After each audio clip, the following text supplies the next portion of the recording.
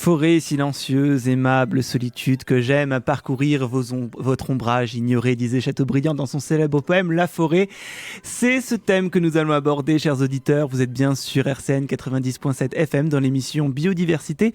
Je suis particulièrement heureux de vous retrouver pour cette nouvelle saison. C'est la première de la saison, un petit peu tardive, mais on se retrouvera donc chaque mois pour parler des enjeux écologiques, bien sûr, mais aussi mettre en valeur le patrimoine naturel de nos régions. Et ce thème, nous allons l'aborder de la forêt, donc avec un plateau assez fourni pour une première émission. J'ai le plaisir de recevoir le président de Flore 54, Reynald Rigolo. Bonjour Reynald. Oui, bonjour. Merci d'avoir accepté notre invitation pour cette première émission. Alors, on a aussi un plateau Alors, non, la parité n'est pas tout à fait respectée. Alors, je fais un petit tour de table. Chacun va se présenter. Alors. Donc, je m'appelle Loïs Furgo et je suis en service civique à Flore 54. Ouais, et tu vas nous parler, donc vers la fin de l'émission, des gestes éco-citoyens. C'est ça. Voilà. Donc, ce sera une chronique qu'on aura régulièrement dans nos émissions. Voilà, les petits gestes qui font que chacun est acteur aussi de la préservation de son environnement. Et donc, nous verrons ça en fin d'émission. Alors, Ariel, t'as vu de la lumière, tu t'es dit, tiens, t'es rentrée. La voix m'était familière. Bon, allez, j'y vais, j'ai pas peur. Qu'est-ce que t'as avec la parité tout le temps, là? Moi, quand il y a plus de mecs que de nanas, moi, je préfère. Hein. C'est très à la mode. Aïe, aïe, aïe. Voilà. Alors, bonjour tout le monde. Alors Ariel, je suis très content de faire l'émission avec toi. D'autant plus qu'on a un défi aujourd'hui pour les amoureux de la forêt. C'est qu'Ariel m'a dit juste avant l'émission une chose absolument incroyable. J'aime pas la forêt. Alors là, ce qui nous met quand même du défi pour nous. J'ai peur du méchant loup. Voilà, on va te réconcilier. Je suis sûr qu'on va y arriver à te réconcilier avec nos espaces forestiers. Tu verras que la forêt recèle beaucoup de beauté et de secrets. Ah mais bien sûr. C'est l'impression que j'ai dans une forêt. Je m'y sens pas bien après. Un vieux psychotique comme ça. Ouais, ça, c'est les vieux démons. C'est là, ça remonte à la France, on en parlera après. Oui, monsieur Freud. Et à côté de moi, donc Quentin. Bonjour Quentin. Bonjour Pierre. Alors Quentin, tu interviens pour la première fois à la radio. En effet. Pas trop stressé ? Quand même un peu. Un petit peu, c'est normal, ça passera. Alors Quentin qui va nous faire une chronique au cours de cette émission, sur quel thème ? Ce sera sur le glyphosate. Alors bien dans le micro par contre. Ce sera sur le glyphosate. Voilà, le glyphosate, donc un enjeu de société qui a fait couler beaucoup d'encre ces dernières années. Donc on fera un petit point là-dessus. On fera également du total. Alors le but de l'émission, c'est une discussion. Chacun intervient quand il a envie d'intervenir. Vous demandez un petit peu la parole quand même, pas que ce soit le foutoir. Mais voilà. Pourquoi donc, tu me regardes ? Ouais, parce que je te connais Ariel, parce que je t'ai pratiqué plusieurs fois et je sais que c'est l'enjeu quand on invite une nanar sur un plateau, c'est que parfois ça part comme ça un petit peu. Oui. Hein oui. Mais je suis bien aux acrobranches, donc ça t'inquiète. Bon, c'est parfait. Commençons tout de suite par parler du thème qui nous intéresse. Alors, pourquoi la forêt ? Eh bien, ce qui est important de savoir, et que peut-être beaucoup de gens ignorent, c'est que la forêt, la France n'a jamais été aussi boisée qu'aujourd'hui, depuis le Moyen-Âge. Alors, la première question que j'ai envie de vous poser, c'est, on va faire un petit tour de table. Tiens, quand je parle de forêt, le premier mot qui vous vient à l'esprit, quand on parle de forêt, voilà, pour vous, qu'est-ce que c'est que la forêt ? Allez, un sentiment. Un petit tour de table avant d'aborder la question. La forêt, formidable bol d'air, formidable lieu de ressourcement, de lien social, est indispensable à la vie actuelle, d'autant plus avec un changement climatique qui n'a pas fini de faire parler de lui. Et la forêt va nous être d'un grand secours, mais la forêt est formidablement blessée déjà aujourd'hui. On reviendra sur les enjeux justement de la forêt et des enjeux du 21e siècle et comment la forêt peut répondre à ces enjeux climatiques. Alors, si je dis forêt... Moi, je dirais biodiversité, écosystème. C'est l'habitat de beaucoup d'espèces. Elle est importante pour la biodiversité et la forêt. Voilà, on y retrouve plein d'espèces faunistiques, floristiques. Ariel. Alors moi, je suis mal partie pour te dire forêt parce que je m'y sens pas à l'aise. D'accord. Ça m'angoisse. Ça m'angoisse, la forêt m'angoisse. D'accord. Donc c'est mal parti pour ton émission. Non mais franchement, ça m'angoisse. Trop d'arbres, pas assez de gens, ça m'angoisse. Voilà. Alors que tu me mets sur une plage en Bretagne où il n'y a pas un matou, parce qu'en général, ils n'aiment pas être sur le sable, je m'y sens très bien. C'est pas l'effet d'être seul, c'est ces arbres-là qui me font pas bien. Mais je trouve ça extraordinaire, bien sûr. C'est un superbe poumon, bien sûr. Quentin. Ah, je confirme, c'est vraiment un poumon. J'aime bien me promener et en été, elles sont bien fraîches, c'est agréable, surtout pour les canicules. Ouais, non. Alors justement, qu'est-ce que la forêt ? Quelle définition pourrait donner de la forêt ? Parce que la forêt aujourd'hui est gérée. Alors, on va parler essentiellement de nos forêts françaises et puis, en titre d'illustration, de notre patrimoine lorrain, puisque la Lorraine est une terre forestière particulièrement importante, et notamment de forêts essentiellement du domaine public. On va en parler justement de cette différence dans la gestion des forêts entre le public et le privé. Mais qu'est-ce qu'une forêt, Reynald ? Alors déjà, une forêt, parlons plutôt de bois. Qu'est-ce qu'un bois ? Alors un bois, généralement, ça représente en moyenne 5000 m², c'est-à-dire un demi-hectare. Donc en dessous, non, c'est un bosquet, c'est un groupe d'arbres, mais plutôt un bosquet. À partir de là, un demi-hectare, on considère que c'est un bois. Donc une forêt, bien sûr, c'est une étendue plus grande, mais qui n'a pas de valeur définie au niveau de sa surface, quoi. C'est-à-dire qu'après, il peut y avoir, dans un ensemble forestier, il peut y avoir plusieurs forêts, quoi. Elles peuvent avoir des intitulés particuliers ou différenciés suivant le lieu, suivant la commune, suivant le secteur. Il peut y avoir des noms différents. Mais on parle bien souvent de massifs forestiers. Par exemple, on parle du massif forestier de la forêt de Haye. Donc, c'est différentes forêts communales, propriétés privées, forêts domaniales. On parle par exemple du gros massif forestier du Donon. Donc, sur la masse volumineuse de la butte du Donon, qui, elle, impacte d'ailleurs plusieurs départements, la Meurthe-et-Moselle, les Vosges et l'Alsace.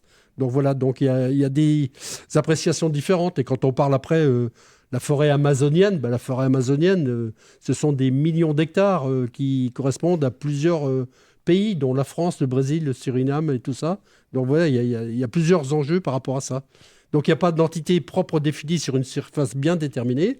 Mais par contre, ça ressemble à un schéma qu'on peut se mettre dans sa tête, en sachant que le schéma il peut être petit si ça représente un demi-hectare ou un hectare, comme des millions d'hectares. Alors, ce qui est intéressant quand on s'intéresse... Alors, moi, je découvre le thème en même temps que vous. Je pratique la forêt, évidemment. Je n'y éprouve, contrairement à certains, beaucoup de plaisir. mais c'est vrai que s'intéresser à la forêt, c'est s'intéresser finalement à un système beaucoup plus complexe qu'on ne le croit. La forêt n'existe que aussi par rapport à l'environnement qu'elle occupe. C'est une interface. C'est beaucoup d'enjeux aussi autour du thème forestier. Alors, peut-être on va aborder le premier enjeu qui, à mon avis, et ça a été cité dans notre tour de table, on parlait de biodiversité. On va s'attaquer un petit peu à ces différents thèmes. Voilà la forêt dans ces différents thèmes. L'enjeu de la biodiversité aujourd'hui, c'est un combat, un des principaux combats des mouvements écologistes. En quoi la forêt s'inscrit pleinement dans ce combat et quelle biodiversité, en tout cas peut-être s'intéresser d'ailleurs un peu plus à nos forêts de Lorraine. Quelles espèces végétales, animales on retrouve et qu'est-ce qui est fait aujourd'hui pour préserver cette diversité-là du vivant ? Alors, toujours est-il que sur une forêt, il y a déjà une formidable diversité d'espèces d'arbres. Hormis les forêts de culture. Quand je dis une forêt de culture, c'est une forêt de pins, de sapins, voilà. Autrement, il y a une formidable diversité qui fait qu'il y a des éléments qui viennent se compléter les uns aux autres, y compris par rapport, par exemple, à la chaîne alimentaire. La chaîne alimentaire par rapport à ce que peut produire une forêt en fruits, par exemple, mais pas qu'en fruits, mais qui peut aussi accueillir des espèces animales qui, elles, font aussi partie d'une chaîne alimentaire. C'est-à-dire que l'oiseau mange l'insecte, l'oiseau se fait manger par le renard mange ceci, ou alors vous avez la belette, la fouine, enfin vous avez plein d'espèces comme ça. C'est toute une chaîne alimentaire qui est souvent très très méconnue d'ailleurs. Et en plus, il y a un formidable attrait au niveau de la forêt, il y en a même plusieurs. Il y a d'une part la qualité des sols, parce qu'il y a une riche biodiversité dans les sols, et sans les sols, il n'y aurait pas de vie sur la planète. Ça, il faut bien en rendre compte, c'est une priorité absolue, voire plus que ce qu'on peut voir sur Terre quand on parle de disparition d'espèces animales ou végétales. L'importance des sols est encore plus importante au même titre que les mers. Et puis globalement, il faut savoir que, comme c'était dit par Loïs tout à l'heure, il y a une formidable biodiversité dans les forêts. Et entre autres, il y a des cœurs ou des îlots qui peuvent être dans l'intérieur des forêts, mais il y a surtout une vie très très conséquente et importante en lisière de forêt. Et c'est tout le problème du combat de beaucoup d'écologistes par rapport à ces franges forestières qui disparaissent, qui sont rognées, où l'habitat vient se buter contre la forêt, où il n'y a plus ce qu'on appelle ces effets zones tampons, qui fait que la biodiversité peut s'épanouir et vivre correctement sans impacter ou sans gêner les habitants, les humains que nous sommes. Oui, mais aujourd'hui, ces questions-là, j'imagine, sont prises en compte par les politiques publiques. Je n'en suis pas sûr, je suis désolé de répondre court à ça. Non, je crois que les politiques publiques ne sont encore pas accaparées la notion même de la vie, de l'environnement et de la vie qui se trouve dans l'environnement. Je pense qu'on a encore des élus ou des techniciens ou des décideurs qui restent trop bureaucratiques ou trop urbains par rapport à ces problèmes et tous les enjeux, tout l'avenir qui va venir par rapport au changement climatique, la disparition des espèces. Tant que nos décideurs n'auront pas compris tous ces mécanismes que décrivent ou décrient les naturalistes, les écologistes, qui sont tous pleins de bon sens, tant qu'on ne comprendra pas ça, c'est une catastrophe. Et on va, comme on dit, soit à la disparition de la 6e espèce, donc nous, êtres humains, soit à la perte totale de la biodiversité, qui est d'autant plus catastrophique. Donc il y a quand même des enjeux forts qui nous arrivent là sur le coin du nez.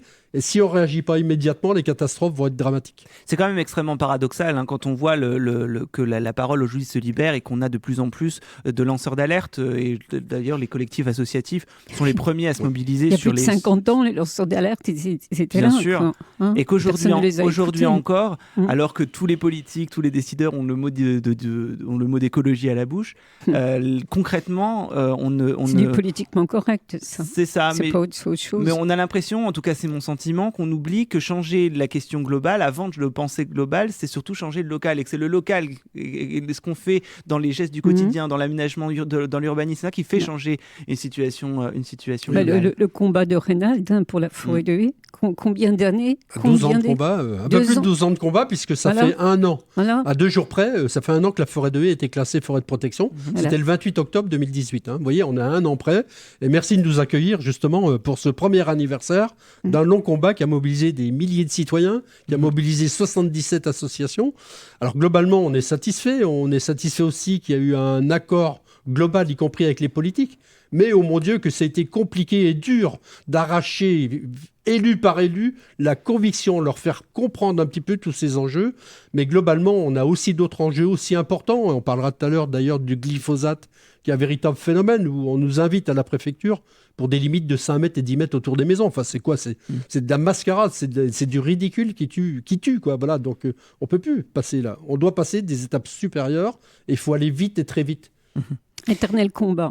Reynald Riolo. Voilà. Oui, mais il faut des gens qui puissent se mobiliser justement. On connaît chacun son combat, mais celui-là, il a 12 ans. S'il n'avait pas été là, ce combat, parce que tu avais fort à faire quand même. On va rester juste sur le thème déjà de cette biodiversité. Alors, la gestion des forêts, parce qu'il y a une gestion des forêts, aujourd'hui, donc il y a des différents organismes. On peut peut-être présenter justement. Les gens ne savent pas que la majorité du domaine forestier en France est du ressort du privé et le reste appartient soit aux collectivités locales, soit est sous gestion de l'État. Alors, ce serait peut-être bien de nous expliquer un petit peu justement comment on concilie la gestion forestière avec les intérêts privés dont les propriétaires. Est-ce que être propriétaire d'un morceau de forêt ou d'une forêt oblige les propriétaires à prendre en compte la gestion de la biodiversité et d'engager une gestion durable de leur propriété. Alors ça, c'est pour la partie privée. Et pour la partie publique, est-ce qu'il y a des organismes nationaux ou locaux qui sont en charge de cette gestion, et comment on envisage cette gestion, toujours sous le prisme et l'angle de la protection de la biodiversité? Alors le fait, c'est que pour répondre à ça, je dis pas que c'est pas facile, mais c'est un peu complexe. Donc il y a effectivement en France, la majorité des forêts sont privées. Ce qui n'est pas le cas en Lorraine et encore moins en Alsace. Parce qu'en Lorraine, il y a un peu plus de la moitié des forêts qui appartiennent au domaine de l'État, qui sont publiques, avec les communes. Et puis en Alsace, c'est encore un peu plus. C'est la région où il y a le plus de forêts publiques en France. Mais globalement, il y a différents organismes. Donc il y a l'ONF, l'Office national des forêts, qui gère les forêts publiques, donc les forêts d'État, les forêts domaniales, qui peuvent gérer des forêts militaires quand elles sont gérées. Elles le sont parfois. Et puis qui gèrent donc les forêts communales, bien souvent, avec un accord, une convention, voilà. Et puis donc, il y a ce qu'on appelle le CRPF, donc c'est un organisme, il y en a aussi d'autres, qui gèrent, eux, les forêts privées. Mais les forêts privées, il faut savoir qu'il y a une particularité, c'est que vous pouvez avoir un tout petit bois, on parlait du petit bois de 5000 m² tout à l'heure, donc des parcelles qui peuvent encore être plus petites. Il y a du morcellage un petit peu dans les forêts privées, où il y a des grosses propriétés, mais il y en a très peu, c'est bien souvent du morcellage. On voit par exemple sur la forêt de haie, c'est 2000 parcelles de forêt privée autour du massif de haie dans les 12 000 hectares. Vous voyez, donc pour 1000 hectares, il y a 2000 parcelles. Vous voyez, hein, c'est impressionnant. Et le fait, c'est que toutes ces petites parcelles, si elles ne sont pas au-delà d'une certaine surface, elles ne peuvent pas rentrer dans le champ ou dans un plan de gestion global. Hormis le petit propriétaire, il faudrait qu'il s'y intéresse. Mais s'il s'y intéresse, ça va lui coûter, entre autres, la peau des fesses. Et encore, dans certains cas, les gens, ils connaissent même pas les limites de leur propre terrain. Leur petit bout de bois là, qui a été mis en indivision, par exemple, qui a, suite à des héritages. Pour la forêt de haie, il y a des gens qui ont découvert qu'ils étaient propriétaires de bois par héritage, ils ne le savaient pas avant. Voilà, alors c'est des cas un peu atypiques, mais voilà, ça existe, hein, c'est très compliqué. Mais ça pose question pour avoir une politique globale de gestion de la biodiversité et des ressources.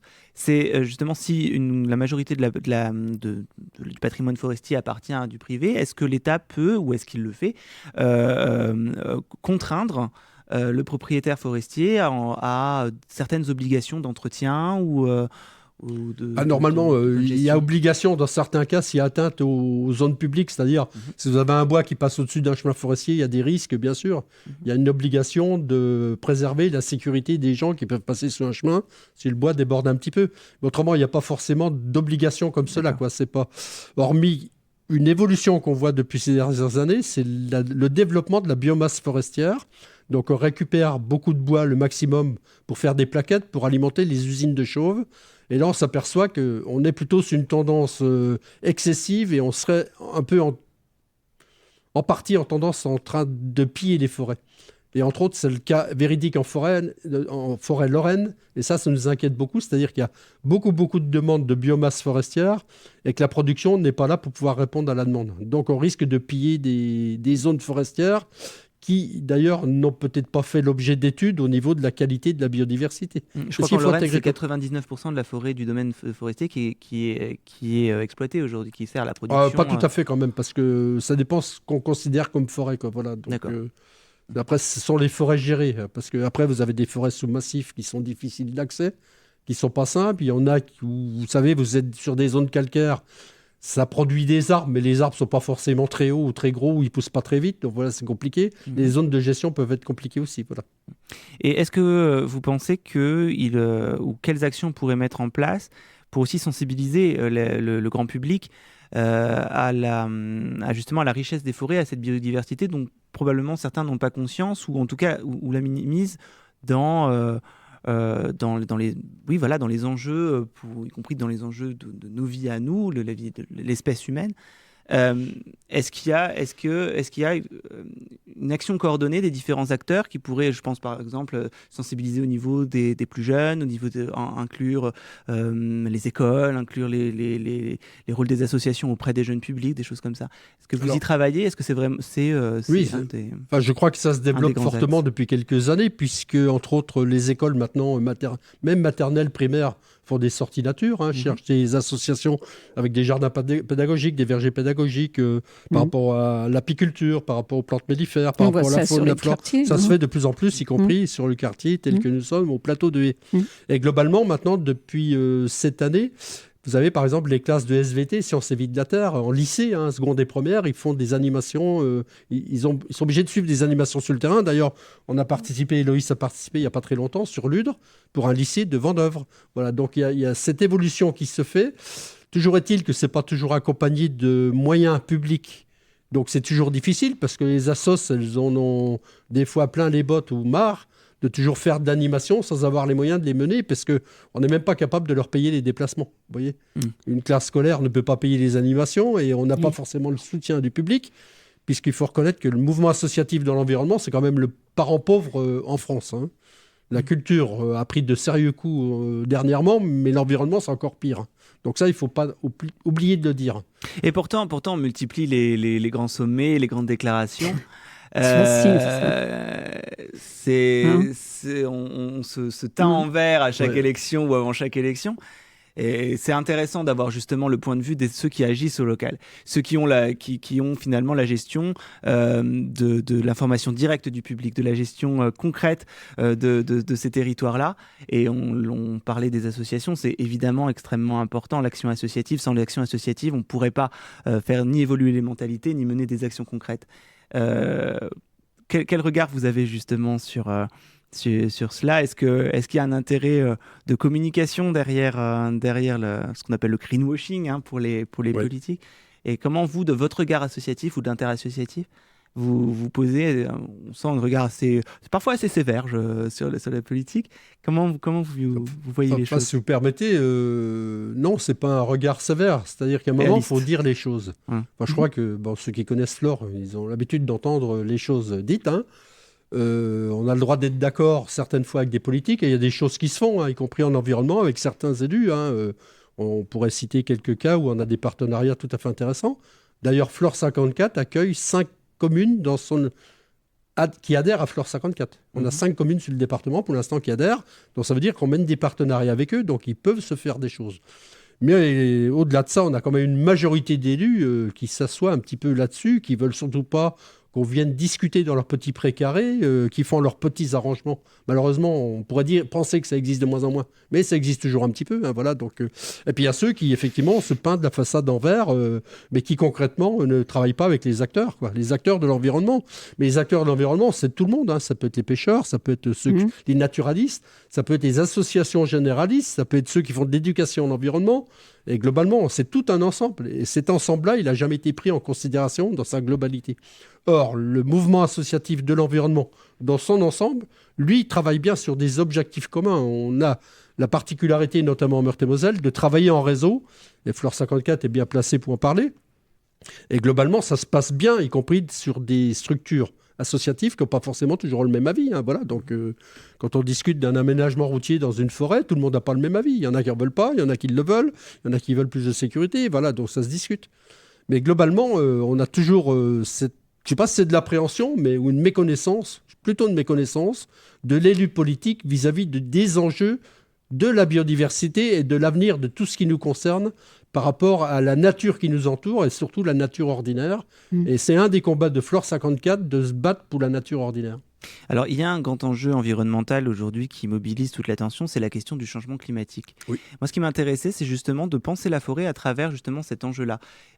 Ces nouveaux enjeux du XXIe siècle, on sait aujourd'hui, le GIEC a fait plusieurs études et a rendu public ses recommandations et ses alertes sur l'action humaine et sur le changement du climat, sur cette évolution du climat. La forêt est souvent mise en avant comme étant un levier possible de lutte contre le réchauffement climatique. Est-ce que vous pourriez nous en parler un peu plus et nous expliquer un petit peu comment on peut envisager la forêt comme un élément de levier justement. Un massif forestier, c'est un régulateur thermique. C'est-à-dire que c'est un climatiseur. J'utilise un mot un peu exagéré, mais c'est un peu la réalité. C'est un climatiseur. C'est-à-dire que ça peut faire baisser la température de 6 à 8 degrés quand il y a des périodes de canicule, telles qu'on a connu 3 canicules cette année. Donc ça, c'est un fait réel. Ça veut dire que mener une politique de l'arbre, mais pas que de l'arbre, de végétalisation en ville, on ne comprend pas les élus restent encore dans les starting blocks, hormis quelques affichages.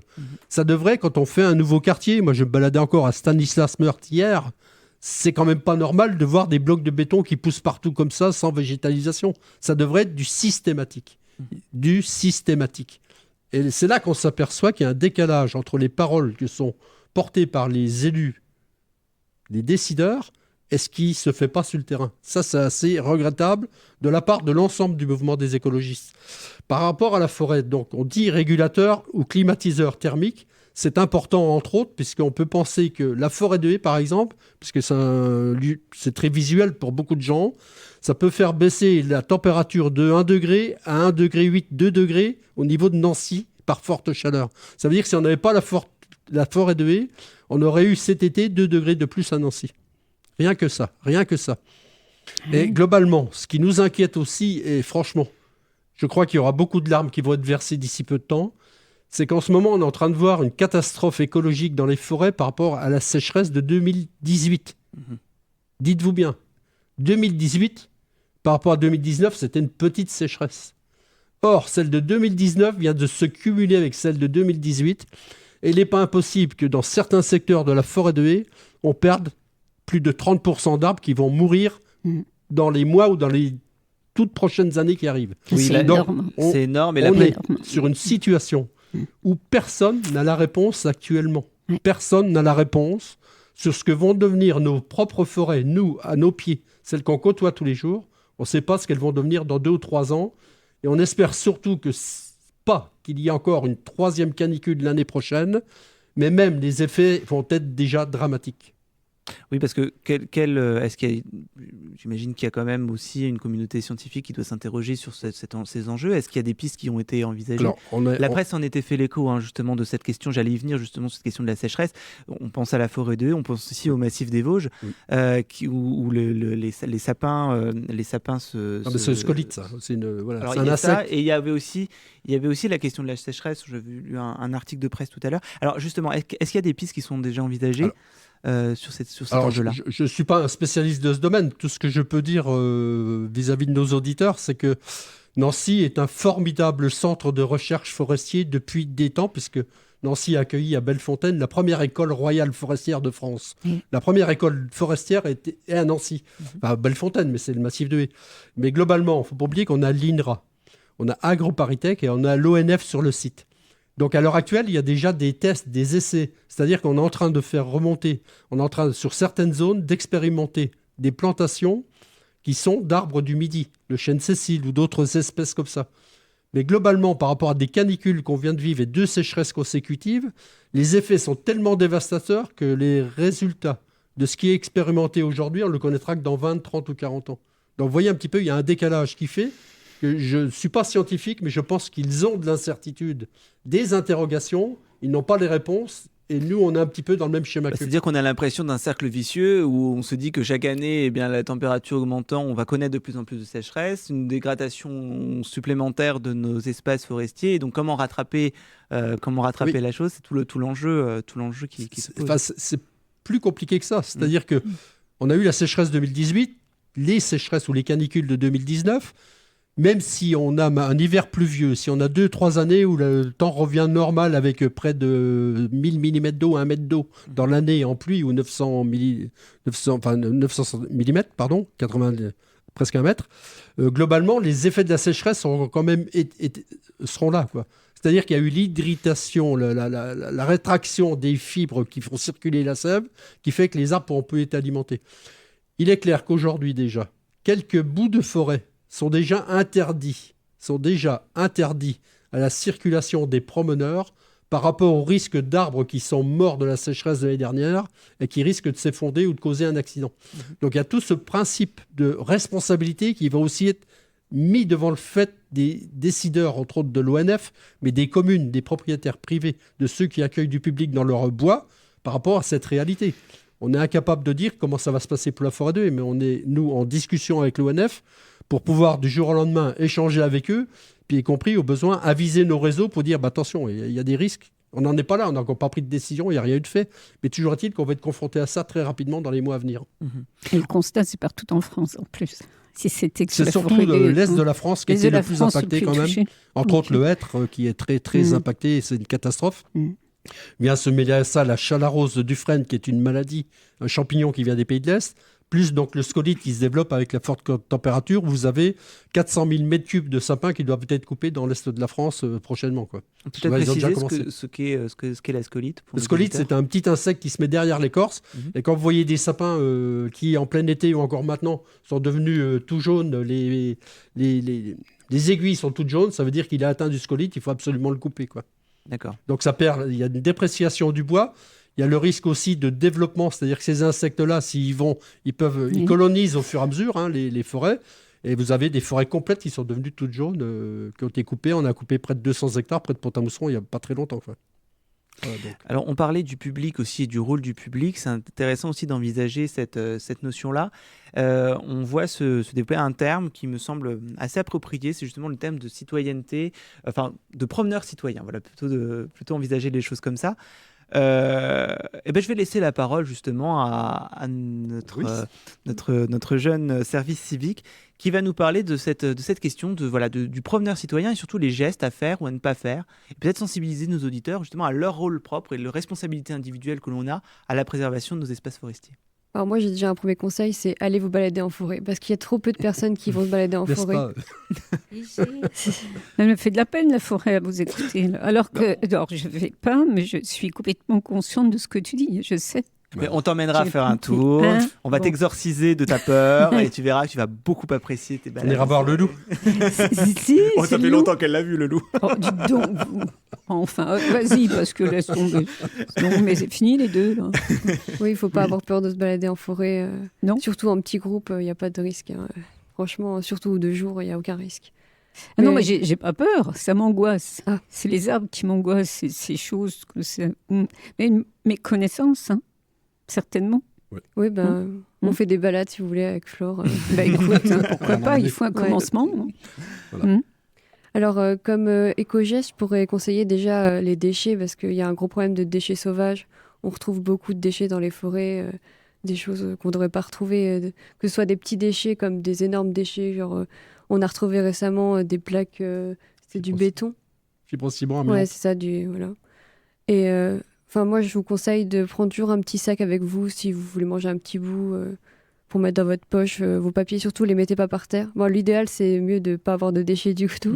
Enfin, je vous le dirai, moi, je fais du zéro déchet, donc il n'y a pas de déchets. C'est vrai que c'est important. Alors ça, c'est bien d'en parler parce que c'est une des choses qui m'exaspère le plus et qui m'étonne aussi beaucoup parce que c'est vraiment très hexagonal, hein, j'ai l'impression, parce que quand on se balade un petit peu dans d'autres pays, moi je suis toujours très étonné de voir la propreté et la responsabilité qu'ont les gens sur leur environnement. Tout à fait.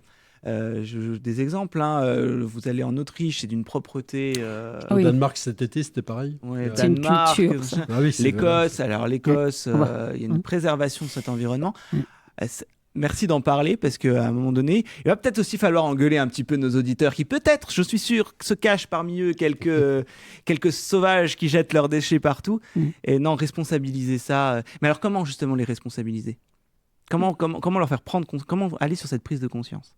Je pense qu'on peut faire de la sensibilisation. Nous, on fait beaucoup d'animation. On peut faire par des petites fiches, comme nous, on a des fiches de sensibilisation sur les déchets, par exemple. Il faut faire prendre conscience aux gens que la nature, c'est pas une poubelle, en fait. Elle est bénéfique pour nous, et nous, on vit dedans, en fait. Les gens, souvent, ils oublient le fait qu'on est un animal nous-mêmes et qu'on vit dans la nature, en fait. C'est pas, la nature, elle n'est pas en dehors de nous. On est dedans. Et c'est ça qu'il faut faire prendre conscience aux gens, c'est que c'est tout un ensemble et on doit vivre avec et on doit surtout pas la polluer, pas la prendre pour une poubelle. Et il y a un truc aussi qui m'exaspère souvent, c'est de voir des traces de fumée, des zones brûlées dans les forêts. Et ça, il faut surtout pas faire. Il faut surtout pas allumer de feu dans une forêt. Ça, c'est vraiment horrible. En plus, avec la sécheresse, comme on l'a dit, ça risque vite de prendre feu et d'avoir un incendie et de brûler des hectares de forêt pour rien, comme on a vu en Amazonie. Voilà, rien que même un mégot, ça part vite, quoi. L'Amazonie, c'est autre chose. Hein. Oui. Bon, bref. Alors, sur ce point, moi, je rajouterais juste, Flore, on a déjà agi sur ce sujet, puisque il y a plusieurs années, et on distribue toujours, on a une carte postale où on a les 10 recommandations à faire en forêt, c'est-à-dire par rapport aux déchets, mais aussi par rapport au comportement. Quand on a un animal de compagnie, on ne le laisse pas lâcher à ne plus le perdre de vue, parce qu'il peut aller déranger la faune, il peut aller renverser un vélo, il peut déranger un cavalier, par exemple, avec un cheval, c'est très dangereux, puisque entre autres, la forêt de haie, il y a plusieurs zones où on fait la pratique du cheval en forêt, ce qui est tout à fait bien. Et globalement, il y a aussi la cueillette des champignons ou d'autres fleurs. Il faut savoir que normalement, on a le droit de rien extraire de la forêt. On n'a même pas le droit de prendre une jonquille, un brin de muguet, un champignon. Par contre, tout ce qui est fait, c'est toléré. Et vous avez vu dernièrement qu'il y avait la chasse à certains trafics de champignons, parce qu'il y a une poussée de champignons très importante ces temps derniers. Entre autres, il y en a qui se sont fait prendre avec 400 kilos de bolets. Voilà, donc c'était un trafic de pays organisés. Ils étaient une quinzaine venant des pays de l'Est. Ils ont été pris par les services de l'ONF. Donc globalement, je sais que certains massifs, on dit que c'est une consommation familiale et personnelle. Certains forestiers tolèrent jusqu'à 4 ou 5 kilos de champignons. Donc n'allez pas en forêt avec 10 cagettes de champignons. Si vous faites prendre, je crois que le tarif c'est 135 €. Ça fait cher le kilo. Tout comme on n'a pas le droit de circuler dans des forêts publiques telles que la forêt de Haye en véhicule. Il y en a encore 2 qui se sont fait prendre la semaine dernière. Chaque fois, 135 €. Et c'est tout à fait normal. La forêt, c'est fait entre autres pour la forêt, mais pour le gibier, la faune qui y vit, il n'y a pas lieu d'aller perturber avec des véhicules à moteur. Voilà. Ceux qui sont autorisés à circuler en forêt le font avec des autorisations spéciales. Ça nous arrive très occasionnellement, mais on évite de prendre les véhicules. Mais quand on le fait, c'est pour des raisons techniques sur des dossiers sur lesquels on travaille ou des projets. Et globalement, on demande une autorisation à l'ONF pour circuler. Donc, sinon, on n'a pas le droit et nous, on ne le fait pas nous-mêmes, y compris quand on a des grandes distances à faire. Ben voilà, vous prenez votre vélo ou vous le faites à pied. Oui, il y a vraiment cet état d'esprit à changer, de se dire qu'on n'est pas des consommateurs. Parce qu'il y a aussi cette idée-là chez beaucoup. De toute façon, je paye mes impôts, donc j'ai le droit de consommer. J'en suis voilà. La forêt, elle s'en fout, tu paies tes impôts. C'est ça. Le retour de bâton, il va être majestueux. Hein. Tout à fait. Tu parlais de 20-30 ans. Ouais. D'ici là, on verra plein de choses changer. De la forêt, on en a besoin. Hein. C'est notre survie. Alors après, ça serait toute une autre émission, mais moi, je n'aimais pas la forêt, peut-être parce que quand j'étais petite, mon père m'emmenait souvent en forêt, donc à force, ça me cassait les pieds. Mais il m'a appris, j'ai un peu perdu ça, mais je pourrais retrouver si j'y retournais.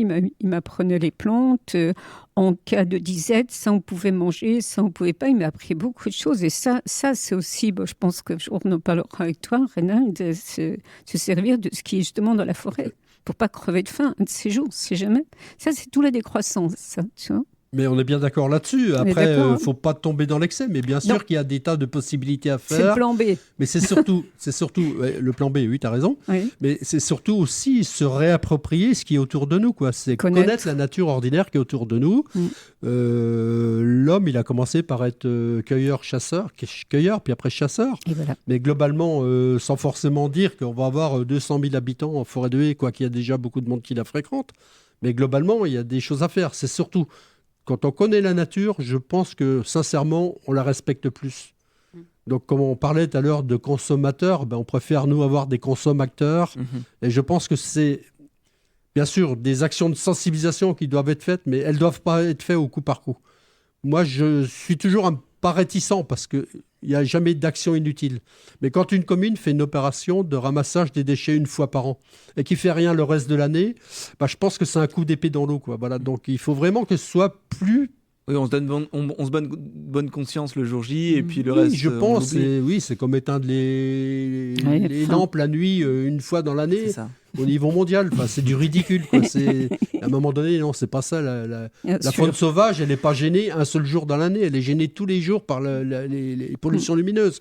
Donc c'est le même principe, quoi. C'est-à-dire qu'à un moment donné, la fréquentation de la forêt, il y a des règles, de vie collective. La forêt ne nous appartient pas, c'est-à-dire qu'on est autorisé à y aller. C'est pas la même chose. Et comprendre déjà ça, c'est beaucoup mieux. Et en plus, il y a tellement de belles choses à vivre en forêt, à comprendre, à visiter, à observer, qu'il y a vraiment tous les atouts pour bien y vivre, pour bien s'y sentir et pour vraiment avoir ce lien social, ce lien de ressourcement qui fait qu'il faut la respecter et il faut vraiment que tout le monde s'y mette. Il faut que ce soit collectif. Alors, tu utilisais un terme qu'on utilise peu pour la forêt, c'est justement ce rôle de lien social. C'est vrai qu'on parle beaucoup de ce qu'on peut y faire, de la diversité, etc. Mais oui, la forêt comme lieu de sociabilisation aussi. Comment tu perçois cette notion-là ? Il n'y a pas longtemps, à titre d'exemple, il n'y a pas longtemps, j'étais avec un groupe en forêt, coin des Baraques, enfin un petit peu plus loin. C'est un lieu-dit, ceux qui connaissent, c'est la Petite Haie, c'est l'ancien terrain de tir de l'Axou qui est paumé en forêt. Il y a encore des vestiges de la guerre de l'armée entre 1870 et 1914-1918, avec un ancien terrain de tir. Et c'est un endroit où on n'entend aucun bruit de routier. Or, il faut savoir que la forêt, par exemple, elle est traversée avec 2 grosses autoroutes, plus le bruit de l'urbanisation qui vient à sa frange. Et globalement, c'est un des endroits en forêt où on n'entend pas de bruit routier. Les gens ont dit, il y a longtemps que je n'avais pas entendu de bruit routier. Donc, vous voyez, c'est un lieu déjà particulier.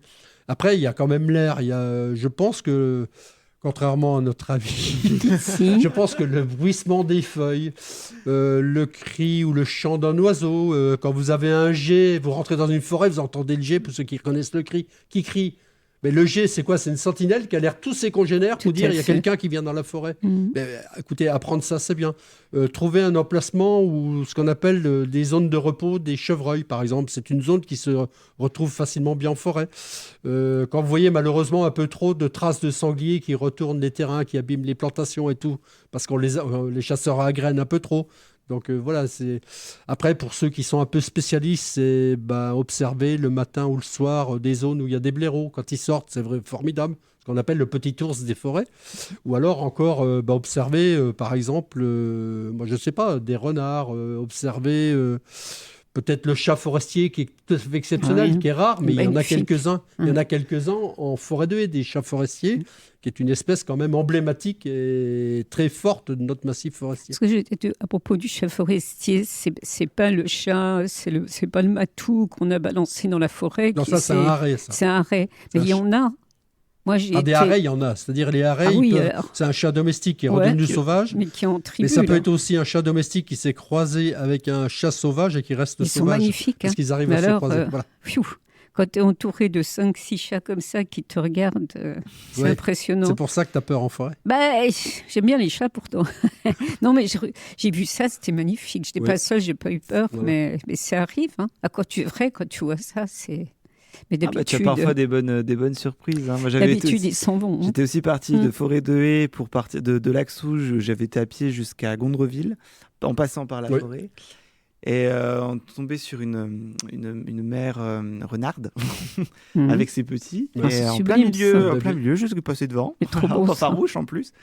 Et non, il y a des belles choses à voir. Hein. Après, vous baladez sur des allées, il y a des périodes quand il suffit qu'il y ait un peu d'humidité, vous avez plein de papillons, vous avez plein d'insectes. Enfin, il y a vraiment plein de choses à observer. Il y a des fleurs tout à fait remarquables. Il y en a même qui sont protégées en forêt de haie. Voilà, donc, après, vous avez des zones différentes. Vous avez les zones calcaires plein soleil. Et vous avez ce qu'on appelle des vallons froids en forêt de haie. Vous avez le fond de Montvaux, vous avez Ardeval tout près à vider. Donc, ce sont des vallons qui, à 300-320 mètres, ont la même végétation qu'en montagne à 800 mètres. Parce que ce sont des vallons froids qui ne voient pas le soleil. Donc, il y a un peu toute cette approche aussi écologiste, botaniste, naturaliste, qui est tout à fait intéressante. Il y a plein de perceptions à voir. Et au sein de Flore 54, justement, peut-être mettre en valeur aussi les associations qui interviennent dans ce rôle d'information aussi du public. Oui. On peut peut-être les citer d'ailleurs. Alors oui, on peut en citer quelques-unes. Entre autres, il y a la LPO, bien sûr, avec qui on a des partenariats.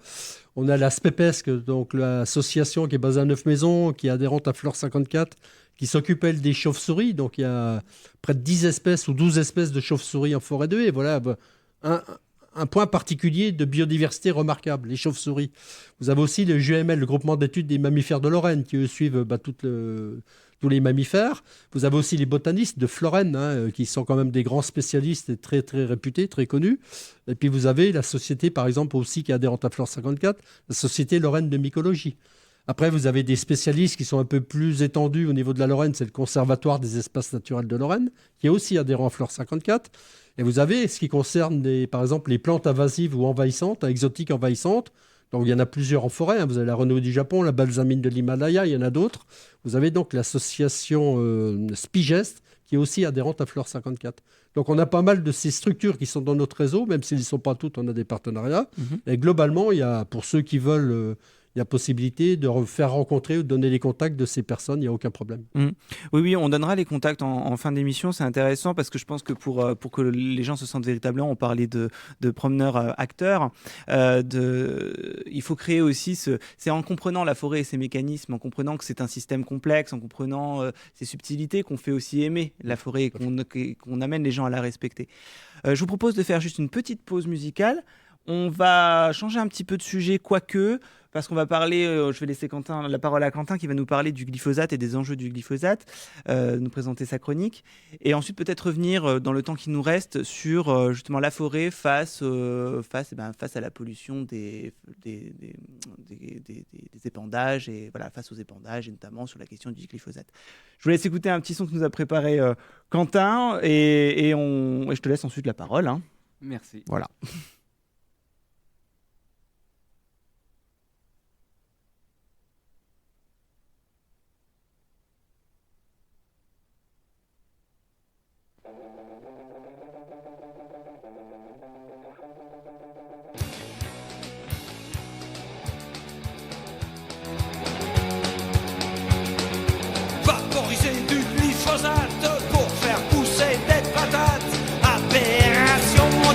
Malformation congénitale, adieu pissenlit et chardon, adieu abeilles et bourdons, asthme et problèmes respiratoires, c'est tout ce qui reste pour nos poires.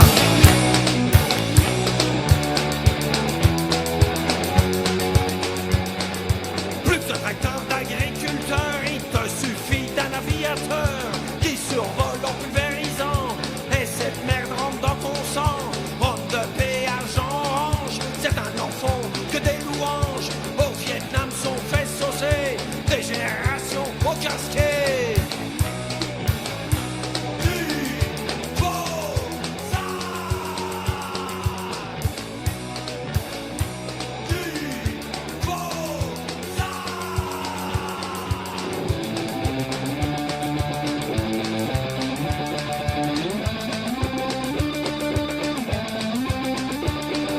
C'est indécent qu'un défoyant vous fasse venir aussi puissant. Résistance transgénique, tout est bon pour faire du fric. D'abord essayer de te défendre, leurs avocats t'embrassent se faire pendre. Même si les gosses naissent dans le noir, l'industrie est en son pouvoir.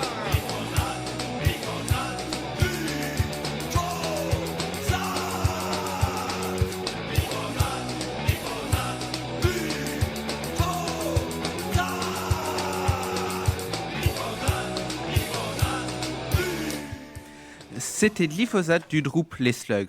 Ah, le glyphosate. Cette molécule créée dans les années 50 par le chimiste Henri Martin, il fut utilisé dans un temps en tant que détatrant, puis dans les désherbants comme dans le Roundup depuis 1974.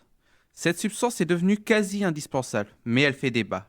Car avec la loi Labbé, depuis le 1er janvier 2019, seuls les agriculteurs sont autorisés à l'utiliser, ainsi que les collectivités locales pour les zones à risque. En revanche, une centaine de communes l'ont d'ores et déjà interdit, soit complètement, soit partiellement, en définissant une certaine distance par rapport aux habitations. Notons toutefois que ces arrêtés suscitent de nombreux cas de contentieux, compte tenu du fait que seul le ministre de l'Agriculture est habilité à prononcer les interdictions sur ce type de produit. Une interdiction prévue pour 2022. Alors pourquoi ? Pourquoi le glyphosate est-il dans le collimateur ? Il faut dire que le produit est très utilisé pour son côté pratique, économique et son efficacité. En effet, à l'heure actuelle, les agriculteurs ne disposent pas d'alternatives suffisamment rentables pour s'en passer. Parce que, bien que mal défini, son impact sur l'environnement est certain. On sait déjà qu'il tue les mauvaises herbes, ce qui perturbe la biodiversité, tue des micro-organismes, tue des micro-champignons, fragilise la santé des abeilles, des rats, des poissons, en massacrant une partie de leur flore intestinale, et laisse en se dégradant un acide, l'AMPA, qui s'infiltre dans les nappes phréatiques et impacte ces faunes aquatiques. Mais nous ne pourrons pas aborder la question du glyphosate sans parler de son principal fournisseur, Monsanto, qui, avec plus de 13 400 procès de particuliers en cours, dont il a déjà dû verser plus de 2 milliards d'indemnités. Le lien entre toutes ces démarches juridiques ? La santé. Pourtant, Monsanto s'indigne et le trie bien fort. Le produit n'est pas dangereux pour la santé. Alors, on s'étonne de ce document rendu public montrant les inquiétudes de la firme sur le potentiel cancérigène dès 1997. Alors pourquoi Monsanto a payé d'imminents scientifiques pour dire le contraire et faire disparaître des tests aux résultats plus honnêtes ? Vouloir faire prospérer son entreprise ? C'est admirable. Mais mentir, corrompre, supprimer le savoir dû à de longues recherches, j'en doute un peu. Quant aux lobbies engagés, ils ont fait des fichiers sur des personnalités, selon leurs opinions sur le produit. Ça aide à savoir qui aider et qui déstabiliser. Ils ont bien travaillé, puisque l'interdiction ne se fera pas en 2020 comme il était prévu à la base, mais en 2022. Mais du coup, toxique ou pas ? Oui, bien sûr. On connaît déjà son impact sur l'environnement, mais il y a surtout un impact sur la santé. Car nous retrouvons la molécule dans notre nourriture, ce qui n'est pas sans conséquence, dont une conséquence est l'intolérance au gluten. Et pour ceux qui sont réellement en contact avec le désherbant, c'est un risque que certains cancers qui sont augmentés de 40 à 50%. Et pour la femme enceinte, c'est le développement du fœtus qui est impacté. Des malformations physiques et psychiques peuvent avoir lieu comme de l'autisme. Et un exemple alors a également eu lieu au Sri Lanka. Une épidémie d'insuffisance rénale a fait des milliers de morts. La cause attribuée au glyphosate, qui se retrouvait dans l'eau, puis bu par les puis bu par la population. Il fut alors le premier pays à l'interdire en 2015. Mais face à une perte économique et de moins bonnes récoltes, ils ont dû revoir le jugement et le réautoriser partiellement. Quand on voit déjà tous ces effets, on se demande pourquoi la France attend 2022 pour l'interdire. Il faut dire que sa présence a su marquer des générations d'agriculteurs, de scientifiques, de médecins, de politiciens, en gros des pays entiers. Il a contribué à la création d'une agriculture intensive, se rendant presque indispensable, mais a causé des effets secondaires, ce qui motive l'Europe à vouloir s'en passer. Mais les problèmes dus à son absence se posent toujours. C'est pourquoi le report de l'interdiction dans les champs sera autant un mal pour un mal qu'un mal pour un bien. Il faut maintenant espérer que ce ne soit pas encore reporté. C'est déjà un désastre pour beaucoup. Évitons de continuer sur cette voie. Merci Quentin pour cette toute première chronique et cette première prise de parole à la radio. Alors, finalement, pas si terrible que ça. Oui, non. BE, c'est jamais facile la première fois. Beaucoup de choses à dire sur cette question importante. C'est une émission, plus d'une émission. Sur cette question importante, on y reviendra et probablement sujet complexe et sujet qui fera l'objet d'une émission à part entière et notamment sur le rôle et le lobbying exercé par un certain nombre de grandes industries et notamment dans les industries liées à l'agroalimentaire qui n'hésitent pas effectivement à corrompre, on peut le dire comme ça.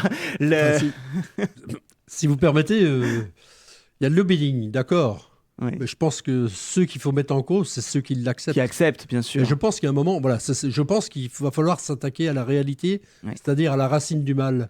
C'est-à-dire tant que les élus qui accepteront ce lobbying joueront ce système et rentreront dans ce jeu, c'est eux qu'il faut cibler. Et je pense que c'est l'opinion publique qui doit réagir.